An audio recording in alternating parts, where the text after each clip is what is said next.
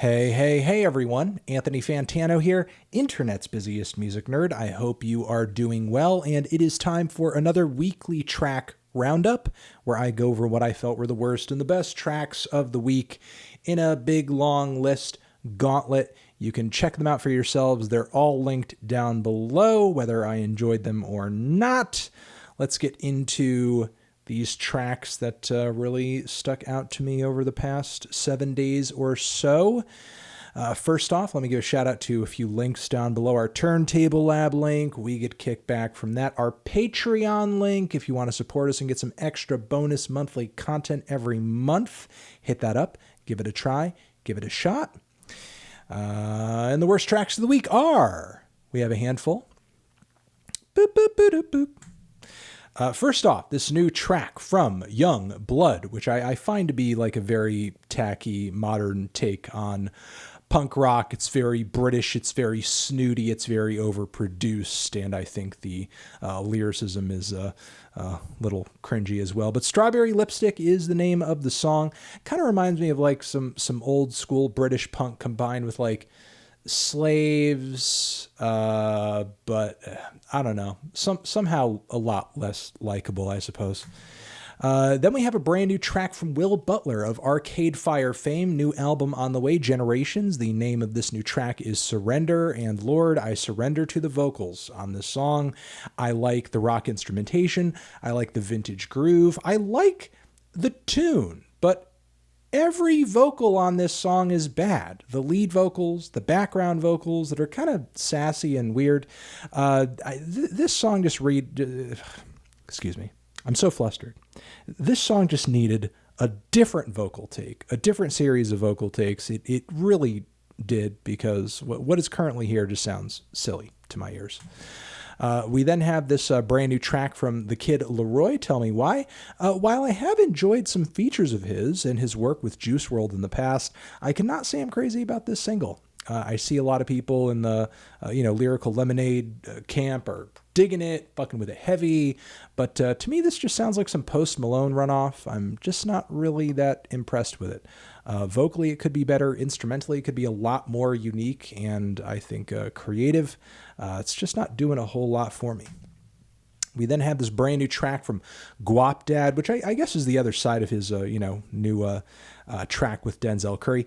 No Home for the Brave, and this to me, while I do appreciate the sentiment of the song, it's just a non-starter for me, because this track as well just needed a whole different vocal take. Melodically, it is just so off from the instrumental.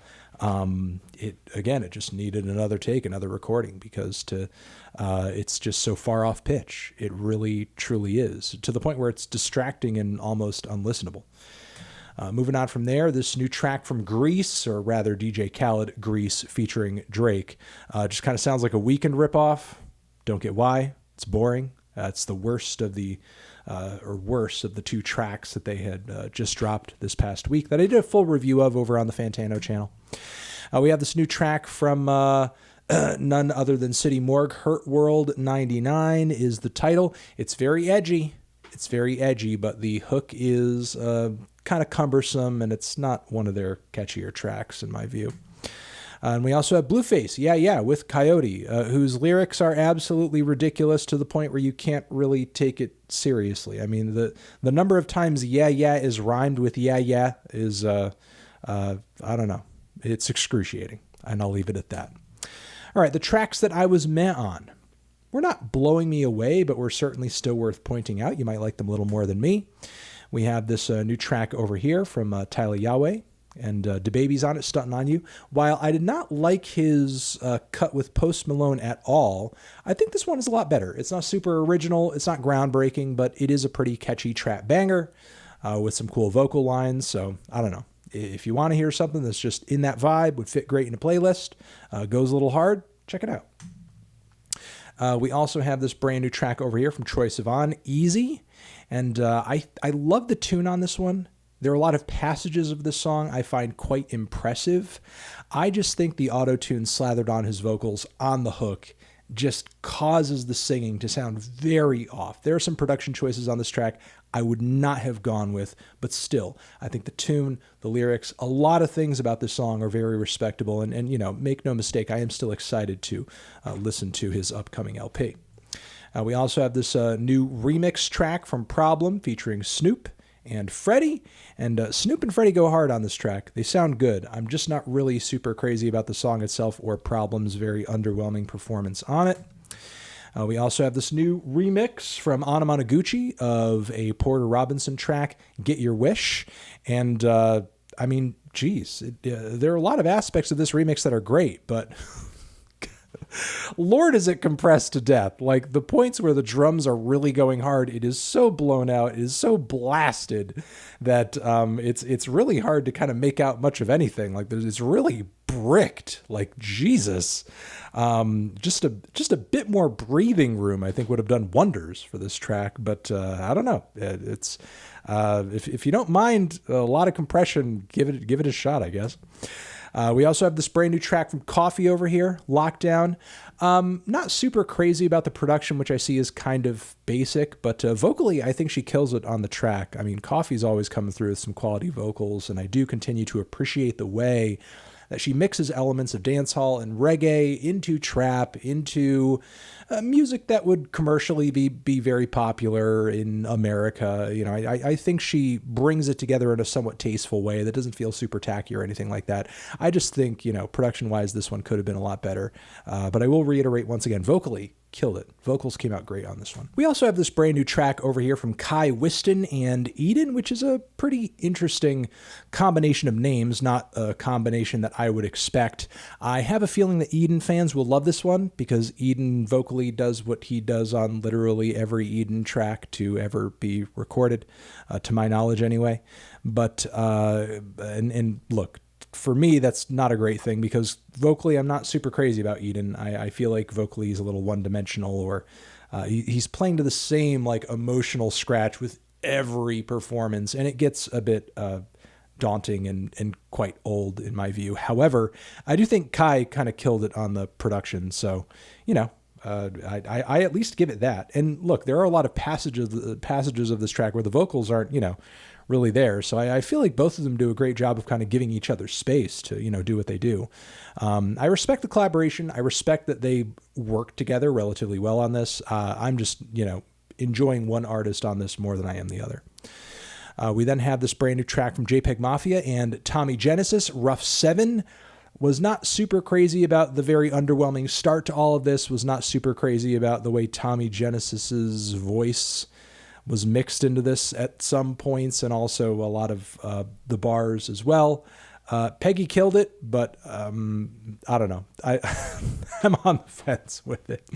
But hey, you know, if you're a JPEGMAFIA fan, regardless, you should listen to it, and if you like it more than me, more power to you. We also have this brand new track from IDLES, A Hymn.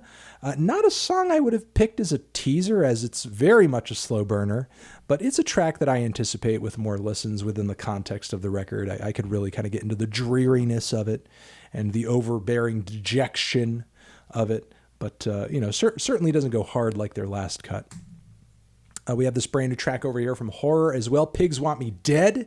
There are a lot of ideas on this track that I like. I like how ominous it is. I like how foreboding it is.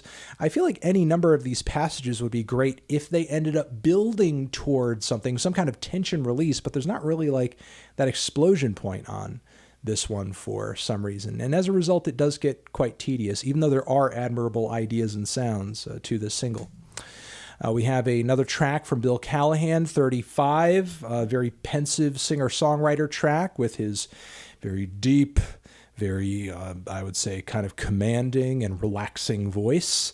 Not one of his brightest songs that I've ever heard, but, you know, in this vein of this current crop of tracks from this new album cycle, it sounds fine. Sounds fine. We have also 03 Greedo and Chief Keef, Bands in the Basement. I like how woozy and fucked up and weird this track is. I'm not usually a big Greedo fan, but this is easily one of my favorite songs of his. The Keef feature, in my view, kind of lacked impact, and that's why I'm not as crazy about it as I would like to be. But still, I don't know. If there were more Greedo tracks like this, I'd look forward to more Greedo tracks, I guess. And let's get into the best tracks of the week, the ones that really left an impression on me. Yes, oh, yes, oh, yes, oh, yes, oh, yes. We have this wonderful, melodic, funky, catchy, groovy, and well-wrapped new single from Tkay, Maidza, Don't Call Again, featuring Kari, Faux. I love this track from front to back. It is well produced. It is just fantastic, and I'm very excited for her new LP. And yeah, I just think she's one of the best artists from Down Under right now, and needs more recognition, please. If you listen to any goddamn track in this, weekly track roundup from this week, have it be this one, please. We also have a new track from Rejjie Snow, featuring MF Doom and Cam Obi, Cookie Chips.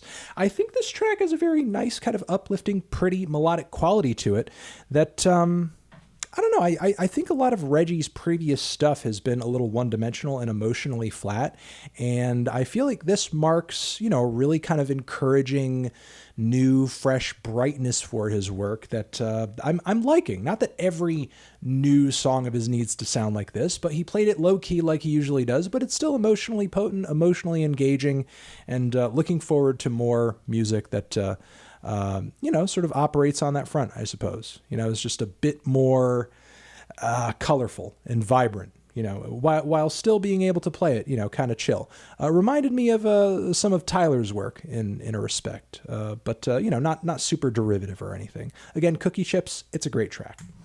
We have also another new awesome track from Open Mike Eagle, Neighborhood Protection Spell, Lionadel Biden Nem. And super chill, super laid-back track from him, or I guess very spacey and moody track from him. But bars galore, thoughtful, poetic bars galore, as we usually get from Mr. Open Mike. And yeah, just always killing it, always doing a great job. It's Open Mike Eagle. He is one of the more consistent rappers out there in the underground. You know what you're getting, and it's always going to be good. All right, we also have a NIKI, new track from NIKI and 88 Rising. Selene is the name of this track, and it's beautiful. It's gorgeous. It's wonderful. I think it's her best song yet. God, it is so well produced and pretty. And it's a nice piece of, I guess, art pop. It's very well put together, some R&B tinges as well.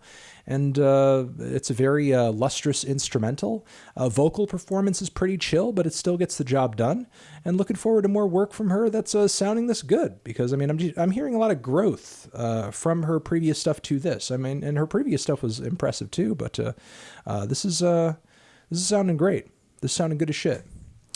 All right, we also have Moses Sumney over here, who has a new track out as well, Monumental, and it is a gorgeous piano ballad with a stunning vocal performance. My lord, this track is powerful. It's very simple. It's very stark. It's very direct. As stark as this photo over here that we're looking at. And I don't know, nothing else to say about it. It's kind of everything that's beautiful about the song is like instantaneously obvious on its face.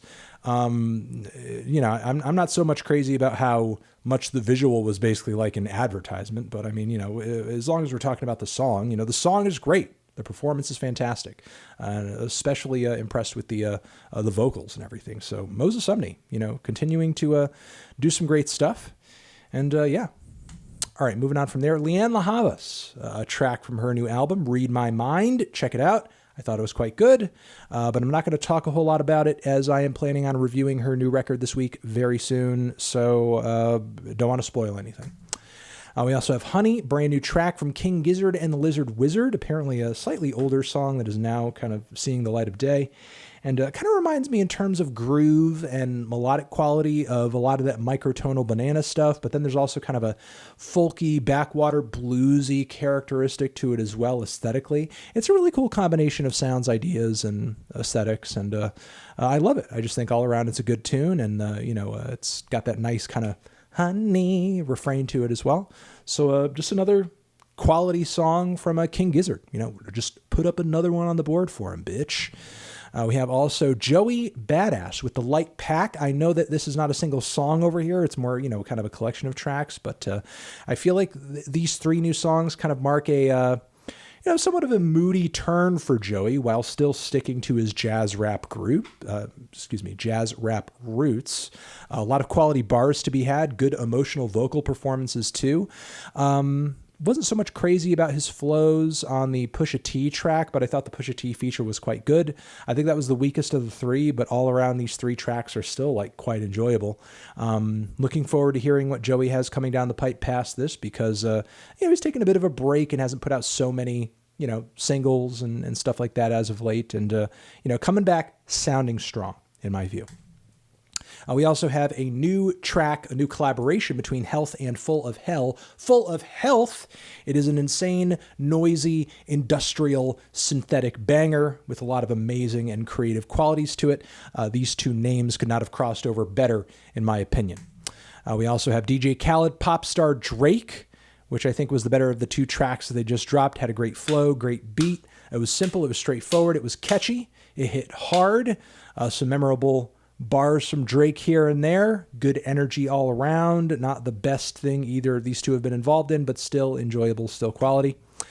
And Benee, an artist who I am now just becoming familiar with thanks to this new track and collaboration she has out with Kenny Beats and also Bakar. It's just a good quality piece of pop with some interesting production, intricate production, I would say. Decent vocal performance too. It's sweet on the ear, has a bit of personality to it as well. Give it a shot. It's enjoyable. It's sweet. And Baby No Money, Astrology, banger, awesome flow and energy on this one. Easily one of my favorite tracks he's ever done. Very short and to the point, but still quirky. And if I remember correctly, has kind of a cool instrumental quality to it that reminds me of like some futuristic, very groovy Pharrell type shit. And that has been the weekly track roundup, everyone. That has been the weekly track roundup. Hopefully you got some good recommendations out of this video, and I will see you in the next one. Anthony Fantano, music, albums, track roundup, forever.